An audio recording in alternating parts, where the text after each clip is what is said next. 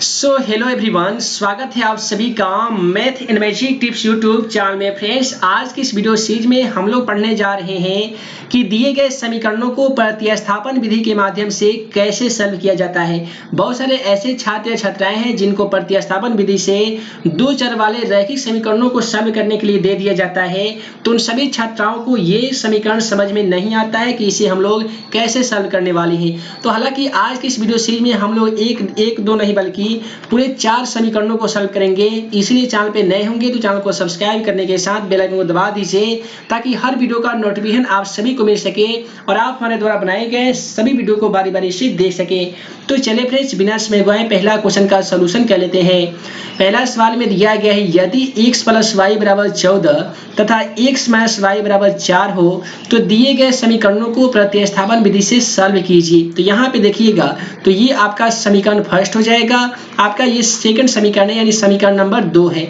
तो सबसे पहले हम लोग लिखेंगे, जब हल करेंगे तो लिखेंगे कि समीकरण 2 से। आइए यहाँ पे लिख लेते हैं, समीकरण 2 से बनाइए या समीकरण 1 से बनाइए, कोई दिक्कत नहीं होने वाला है। आइए हम लोग लिखते हैं समीकरण 1 से। तो यहाँ पे आपका समीकरण 1 कितना था? तो दोस्तों ये था x + y = 14 था। यदि हम x = 14 लिखते हैं तो जाहिर सी बात है ये प्लस y है, तो बराबर की तरफ जाकर क्या हो जाएगा? तो -y हो जाएगा। इसका नाम हम लोग समीकरण 3 भी दे सकते हैं।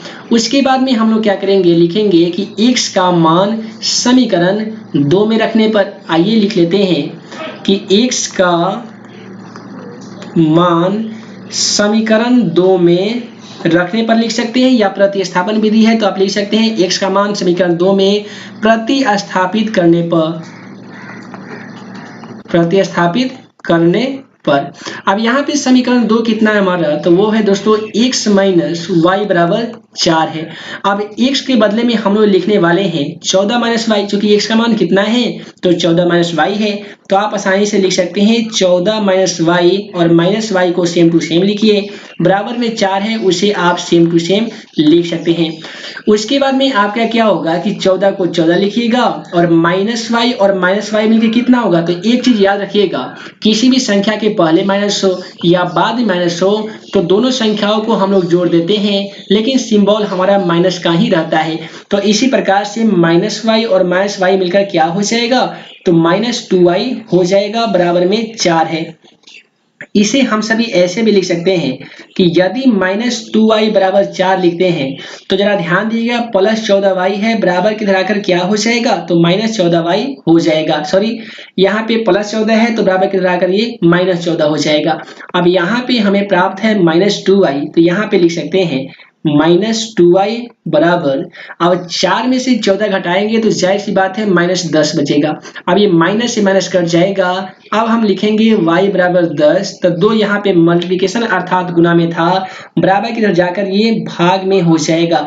इसे हम आसानी तरीके से कटा सकते हैं, तो ये 5 मरतबे कट जाएगा। तो इस प्रकार से हमें y की मान की प्राप्ति हो गई है। उसके बाद में हम लोग लिख सकते हैं कि y का मान किस में रखने पे? तो यहाँ पे रखेंगे समीकरण 3 में। तो लिखेंगे y का मान समीकरण 3 में रखने पर। ठीक है, अब समीकरण 3 यहाँ पे है कि x = 14 - y, तो हम लोग क्या करेंगे, 14 - y का मान दोस्तों कितना आया है? तो 5 आया है ना, तो आप यहाँ पे 5 लिख सकते हैं। 14 में से 5 घटता है तो कितना बचता है? 9 बचता है।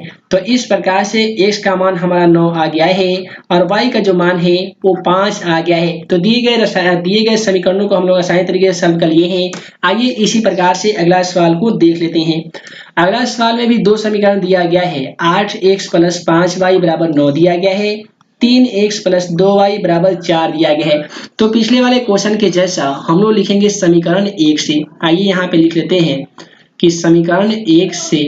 अब समीकरण 1 में दिया गया है 8x + 5y = 9 दिया गया है। यदि हम लोग लिखेंगे 8x = 9, तो ये +5y है, बराबर की तरफ जाकर क्या हो जाएगा? तो -5y हो जाएगा।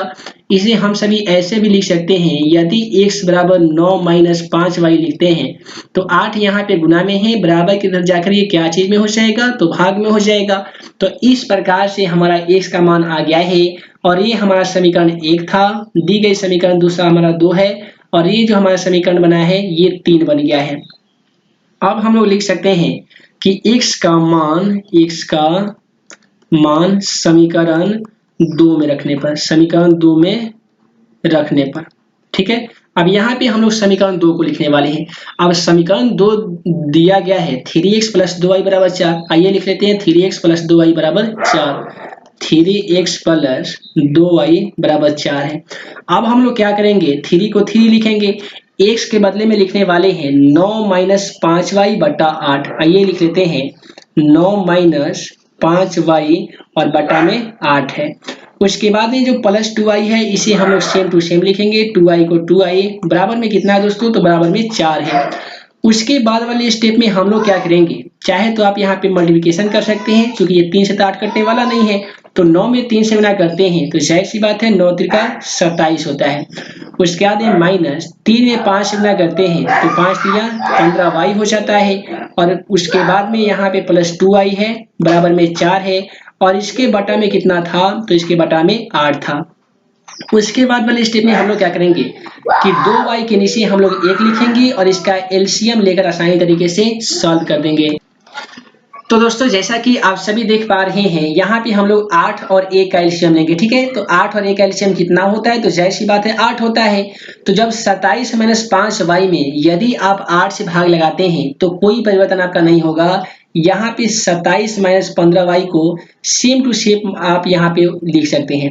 उसके बाद में प्लस में है यहाँ पे 2y, यदि 8 में 2 से गुणा करते हैं तो 8 दूनी 16y हो जाएगा, और बराबर में 4 है, इसके नीचे 1 लिखकर इसका आपको क्रॉस मल्टीप्लिकेशन कर देना होगा। अब यहाँ पे क्रॉस मल्टीप्लिकेशन कैसे कीजिएगा, तो यहाँ पे देखिए 27 - 15y + 16 में 1 से गुणा कीजिएगा तो आपका कोई परिवर्तन नहीं होगा, सेम टू सेम लिखना होगा। 27 - 15y और प्लस में है 16y। उसके बाद में क्या होगा कि 4 में यदि 8 से गुणा करते हैं तो 8 चौका 32 हो जाएगा। उसके बाद में हम लोग क्या करेंगे कि ये -15y है, प्लस में है 16y बराबर में है 32। अब यहाँ पे जो 27 है प्लस में दिखाई दे रहा होगा, बराबर की तरफ जाकर ये कितना हो जाएगा, तो ये -27 हो जाएगा। उसके बाद में क्या होगा कि देखिए -15y, यानी किसी के पास 15 रुपया कर्ज है, उसे 16 रुपया की कहीं से प्राप्ति होती है।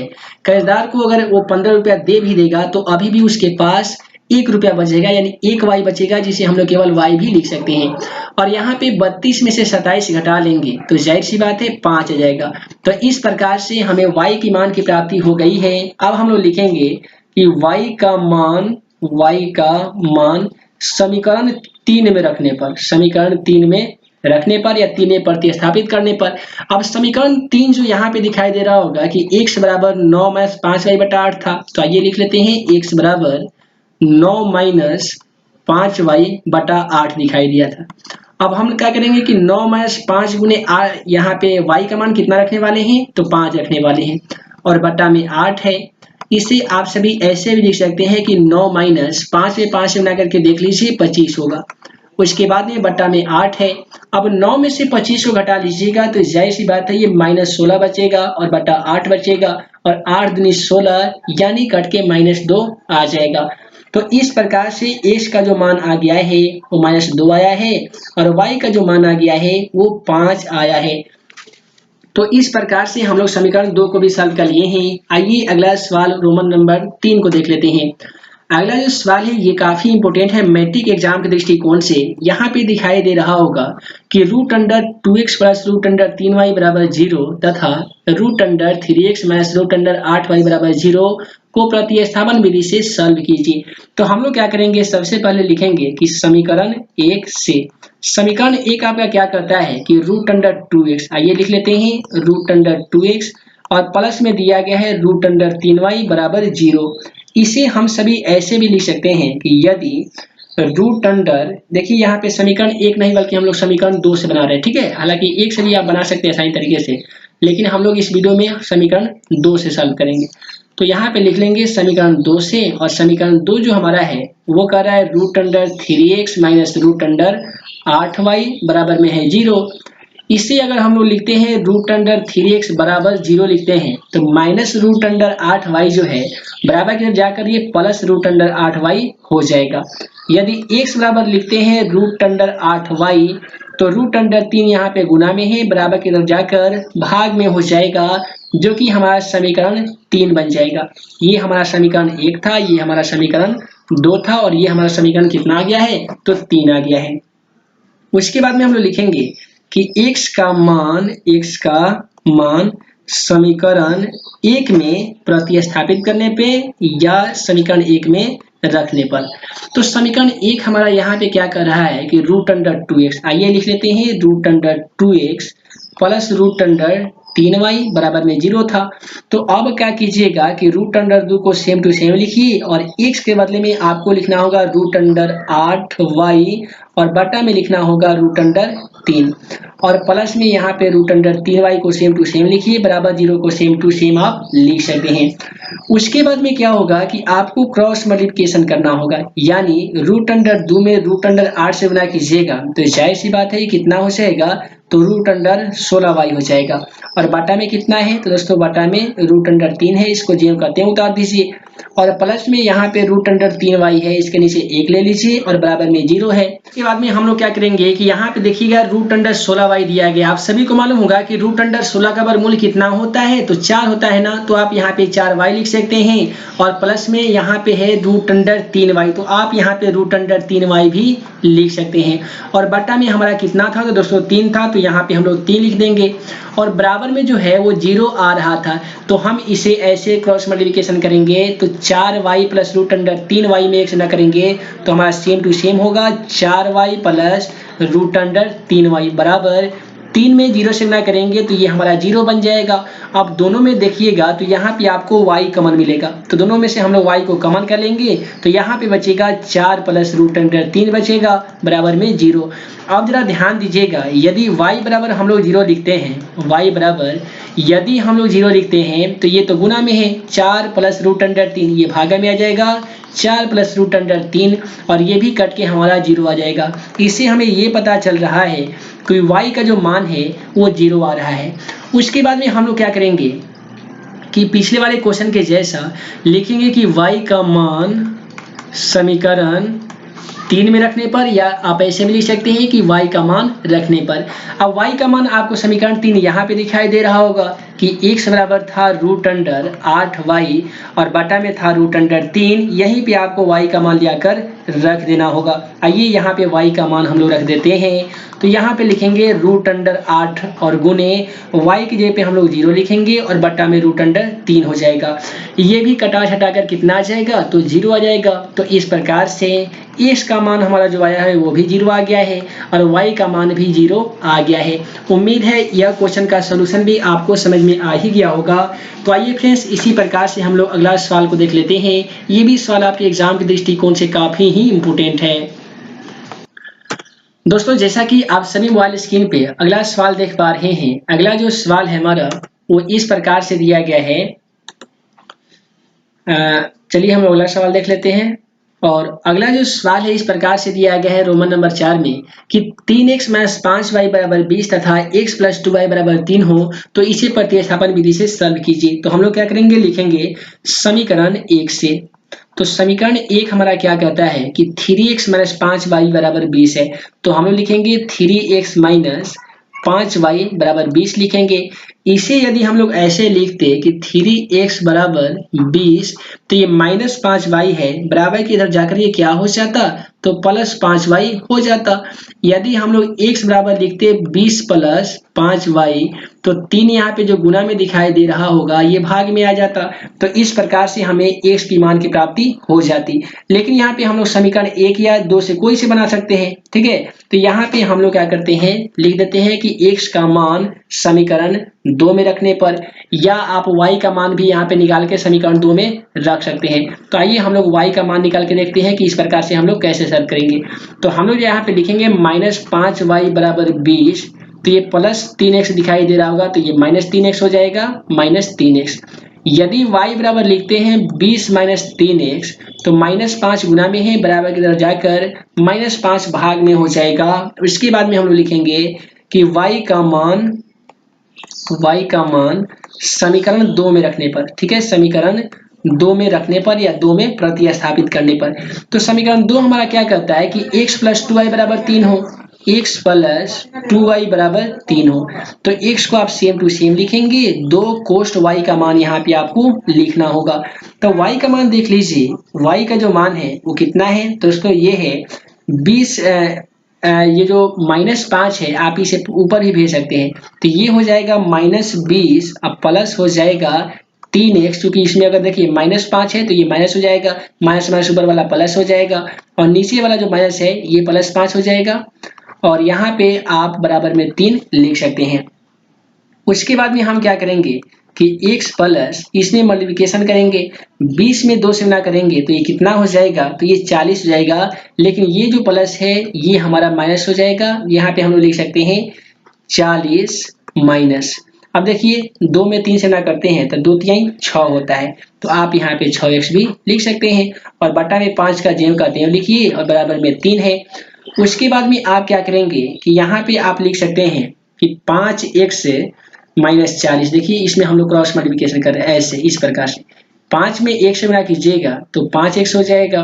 उसके बाद में माइनस यहाँ पे 40 और ये माइनस प्लस जो है इसे सेम टू सेम लिखिए, -40 को सेम टू सेम लिख रहे हैं और ये प्लस 6x को सेम टू सेम लिख रहे हैं, क्योंकि ये माइनस जब इसमें गुना करेंगे तो ये हमारा प्लस हो जाएगा। और बटा में जो 5 है इसे भी हम लोग सेम टू सेम लिखेंगे, बराबर में कितना है, तो बराबर में 3 है। अब इसका क्रॉस मल्टीप्लिकेशन हम लोग कुछ इस प्रकार से कर देंगे, तो यहाँ पे क्या हो जाएगा 5x और 6x मिलकर 11x हो जाएगा, यानी 6 5 11x होता है। माइनस यहाँ पे कितना है, तो 40 है, तो आप यहाँ पे 40 लिख सकते हैं, बराबर में 5 में 3 से गुणा करेंगे तो ये 15 हो जाएगा। यदि 11x बराबर यदि हम लोग 15 लिखते हैं तो -40 जो है इधर जाकर +40 हो जाएगा, यानी 11x बराबर 40 में 15 को जोड़ लेंगे तो ये 55 हो जाएगा। यदि x बराबर लिखते हैं 55 तो 11 गुना में है, बराबर के लगाकर भाग में हो जाएगा और ये 11 × 55 कट के x का जो मान आ जाएगा वो 5 आ जाएगा। अब हम लोग क्या करेंगे, लिखेंगे कि x का मान समीकरण 3 में रखने पर या 3 में प्रतिस्थापित करने पर। अब यहाँ पे देख लीजिए समीकरण 3 जो था वो यहाँ पे था 20, ये जो है -20 पर -3x इस प्रकार से दिया गया है, जो कि माइनस, देखिए हम यहाँ पे आपको बताए थे कि माइनस जो 5 है ऊपर भेज दीजिए, ऊपर वाला नीचे आ जाएगा, तो ये -20 और ये प्लस था यहाँ पे दोस्तों 3x और बटा में 5 था, तो आप यहाँ पे लिखेंगे -20 प्लस 3 गुने x का मान 5 लिखिएगा और बटा में 5 है। इससे क्या हो जाएगा कि -20 5 दिया ये 15 हो जाएगा और बटा में 5 है। अब -20 और +15 कितना होता है ये आपको भी मालूम होगा, ये -5 होता है, तो आप यहाँ पे -5 लिखेंगे और बटा में 5 लिखेंगे।